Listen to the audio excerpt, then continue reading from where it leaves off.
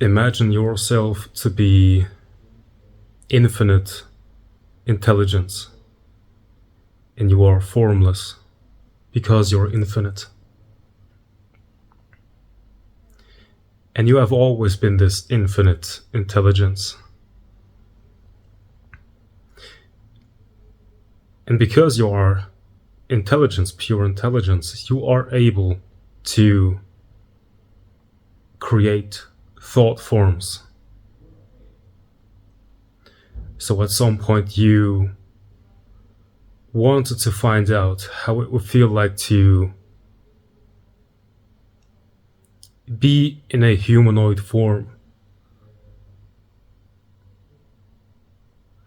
And now, as you are experiencing the seeming reality from the perspective of a human, you are still the same infinite intelligence. There is still the ability to engage in thoughts, in these creations, these subtle energy forms that we call thoughts. Are not who you are, they are what emerges out of who you are. But you're still this infinite intelligence, and most people are missing their homes, not their, the building, but this feeling, this deep sense of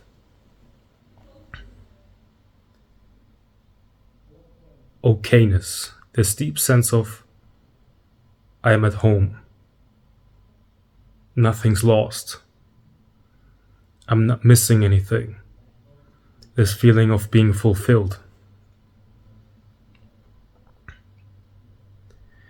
And when such a person wants to get back home, he simply needs to find out that he is not this thought form. There's the possibility to find out that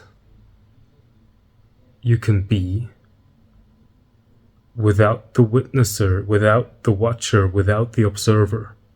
But there's still observation going on, but no sense of doership. In other words, it is the most effortless state to be in. I could simply ask you to tell yourself to go into the most effortless state that is available to you right now. Go into the most effortless state that is available to you right now. There's nothing to attain. No need to think about words like consciousness or awareness. So if there is just this effortless state of being effortless,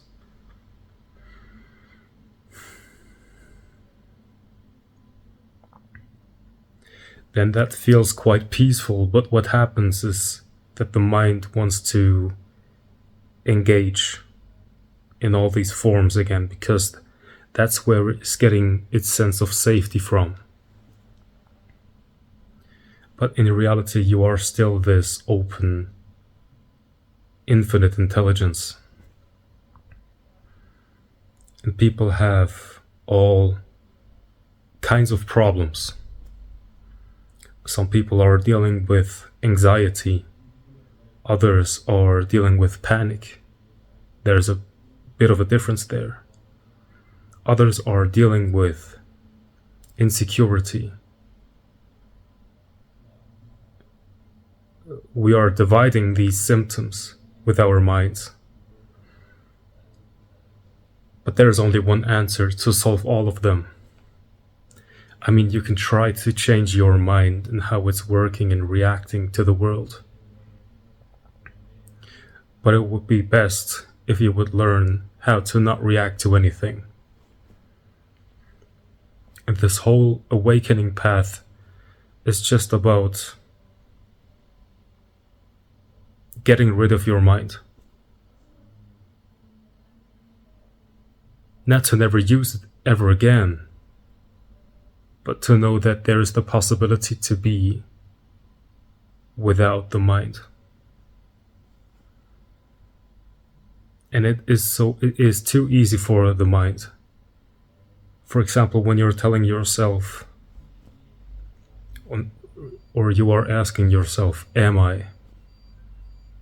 Then obviously yes. But you don't have to say yes, because it's too obvious to say yes. You are. So that's it. How long can you stay in this simple I amness? How long can you stay there before the mind is trying to engage in something new?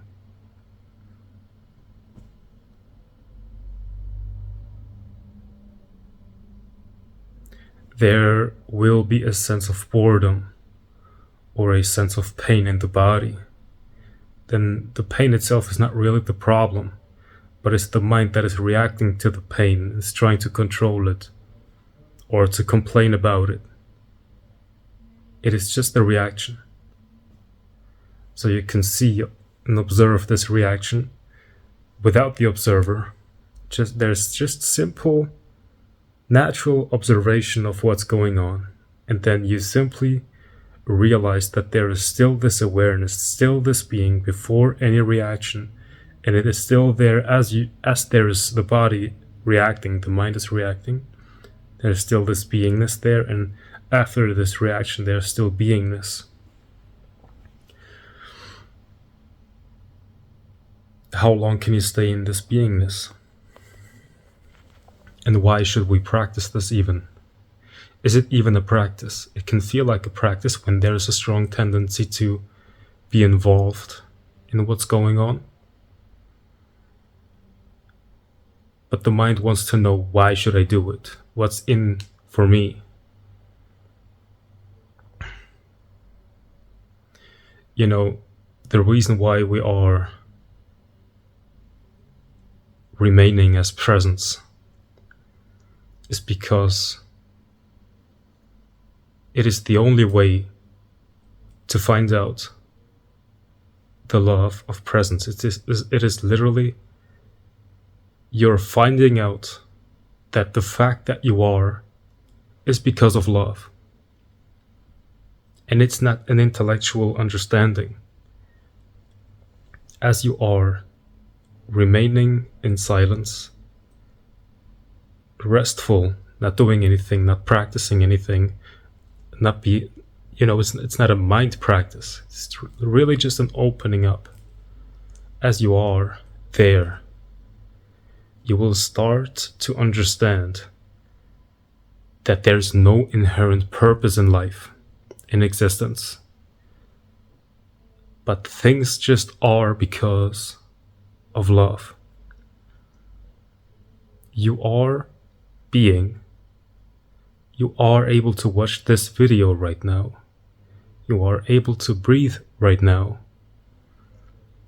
You are able to exist right now.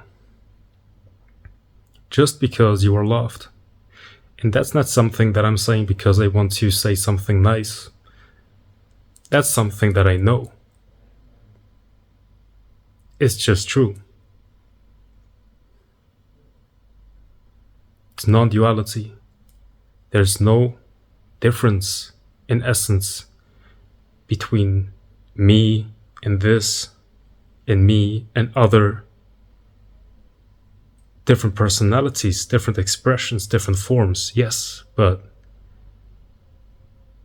existence in itself is one, has no inherent purpose, and you can find out by being as you are.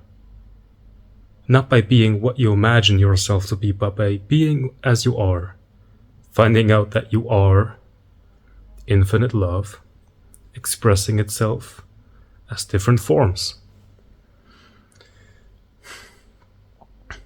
So, can you stay as this presence? Can you ask yourself, am I?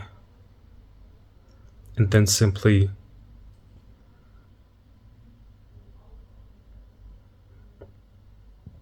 relax.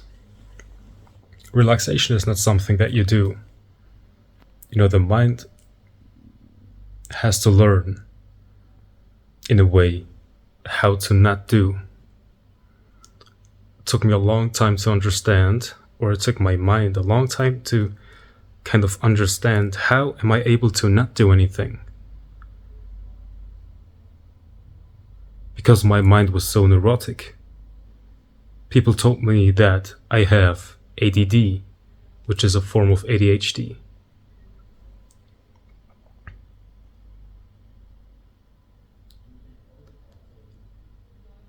But I cannot accept this, because my mind is still. it is just here.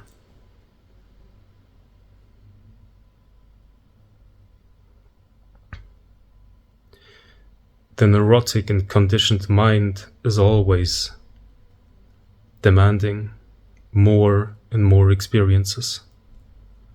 It wants to have pleasure, and then it wants to avoid pain, and it wants to tell stories, and it wants to be involved. And life seems to be a thing that is happening very fast. Things are happening quickly. There's a lot of dopamine produced when you are living a fast life. But the more you learn to see that life is not really fast, but it's just your thinking, your identification with your fast thinking that makes life seem like it's something fast, and you start to slow down, and you're no longer identified with this neurotic mind, then you start to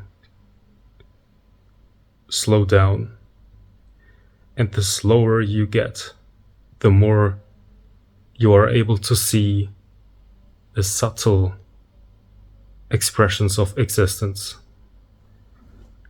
I don't know if people would call that the third eye opening, but you're able to see more things that you're not really able to explain. You're also able to enjoy more.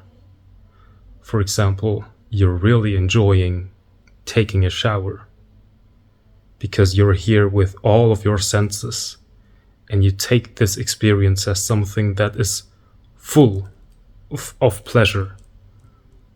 It is not just a task that you need to get done and then go on, but you're really able to live, and you recognize the joy in existence. There's no purpose in existence, but existence is full of joy once you are free of this imagination that you are this humanoid in a small, cruel world. You're imagining yourself to be a small human in a big, cruel world, and it's out to get you.